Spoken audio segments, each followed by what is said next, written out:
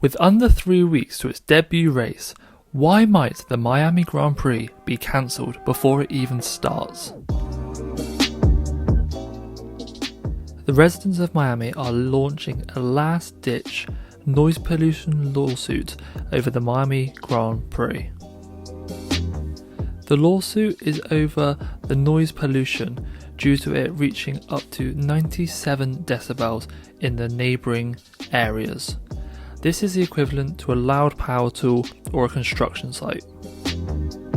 This is clearly not deafening as people go and watch F1 races and stand meters away from the track, but for residents this is going to be extremely disturbing, and people have claimed this is going to be affecting their families.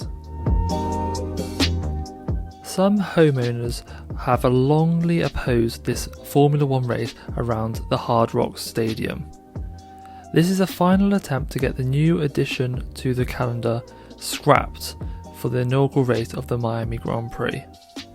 Although this race is new to the calendar, it is not a fixed location and it will be set up and taken down just for the Grand Prix. With the race taking place on May the 8th, this is less than 3 weeks before the race is set to start. With all the planning and logistics, this is an absolutely ridiculous amount of time to try cancel a race before it can start. The problem with the Miami Grand Prix is that it is located so centrally to Miami. There is a lot of residents in the surrounding areas, whereas you take a track like Silverstone or Spa. These are purposely built tracks where there is no houses in the surrounding areas, so noise pollution is not an issue. This is something that will be considered when choosing a location for an F1 track. When including tracks to street circuits, it is much harder to find remote locations as this is not where the attraction and the money is. Think Las Vegas. This is going to be down the strip of Las Vegas, and that is going to be a massive noise burden on the public. Las Vegas isn't known for the quietness, it's known for the noise, so this isn't going to be an issue and there's likely to be no complaints from the residents. You also get street circuits that have been around forever such as Monaco. This isn't going to be an issue because Monaco is known for the Grand Prix. It's probably the most well-known event in its whole country. Coming to a new state like Miami, there's always going to be people that are opposed to this and they'll look for any reason to take down this event. The lawsuit which Miami residents have filed has stated this is going to cause several disruption and physical harm to the Miami Garden residents.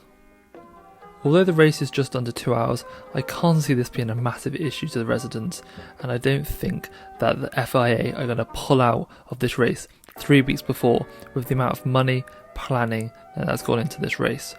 There's no alternative on the calendar that can quickly be fulfilled, so this is likely to go ahead. The noise from the Miami Grand Prix will reach up to 97 decibels at homes within a 2.5 mile radius.